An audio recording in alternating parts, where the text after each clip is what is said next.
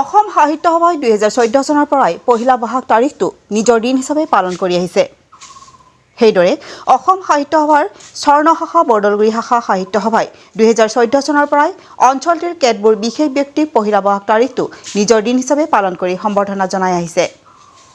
এইবেলি উপলক্ষে সৰ্বশ্ৰী নগেন চন্দ্ৰ নাথ কবেচুবা, প্ৰমোদ কুমাৰ বৰুৱা পিপৰা দোকান, শৰৎ চন্দ্ৰ চহৰীয়া ফুটকিতলি, হাফিজুৰ ৰহমান পকাবাঙিপাৰা, যোগেন চন্দ্ৰ নাথ আঠিয়াবাৰী, নৰেন্দ্ৰ নাথ চেতমদাৰ, ভৱকান্ত নাথ বৰদলগুৰি মুঠ 7 গৰাকী ব্যক্তিক সম্বৰ্ধনা জনায়। বৰদলগুৰিৰ পৰা পৰশমণি হাজৰিকা, AIN লাইভ। যি নিজৰ দিন উদযাপন কৰিবলৈ শাখাসমূহক নিৰ্দেশ দিছিলে, তাৰ পৰিপ্ৰেক্ষিতত আজি আমি দিনজোৰা কাৰ্যসূচীৰে এই অনুষ্ঠানটি আয়োজন কৰা হৈছিল আৰু সেই মৰ্মে আমি বৰদলগুৰি সাহিত্য সভাই ৰাতিপুৱা এশৰ বন্তি প্ৰজ্বলনেৰে আমি অনুষ্ঠানটি আৰম্ভ কৰিছোঁ। যিহেতু বৰদলগুৰি এখন ঐতিহ্যমণ্ডিত ঠাই, ইয়াতেই পণ্ডিত পৰ্বৰ ধৰ্মদেৱ ভূঞাদেৱে প্ৰথম বসন্ত উৎসৱ দেউলৰ পাতনি মেলিছিল বৰদেউল নিৰ্মাণ কৰি, আৰু সেই সুবাদতে তেখেতক স্মৰণ কৰি আমি প্ৰথমে বন্তি প্ৰজ্বলন কাৰ্যসূচীৰে আমি 7 গৰাকী ব্যক্তিক আজি সম্বৰ্ধনা জনাবৰ কাৰণে আমি আগবাঢ়িলোঁ।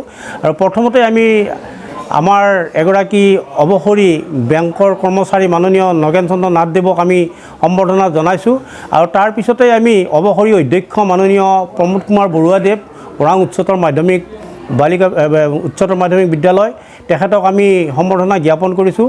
তাৰপিছতে আমাৰ বিহুভাঙা নিবাসী মাননীয় শৰৎ চন্দ্ৰ চহৰীয়াদেৱক সম্বৰ্ধনা জ্ঞাপন কৰিছোঁ, আৰু তাৰপিছত আমি বৰদলগুৰিৰে আন এগৰাকী সমাজকৰ্মী মাননীয় হাফিজুৰ ৰহমান দেৱক আমি সম্বৰ্ধনা জ্ঞাপন কৰিলোঁ, আৰু তাৰপিছত যোগেন্দ্ৰ নাথ দেৱক আমি আজি এই অনুষ্ঠানটিত সম্বৰ্ধনা জ্ঞাপন কৰিছোঁ।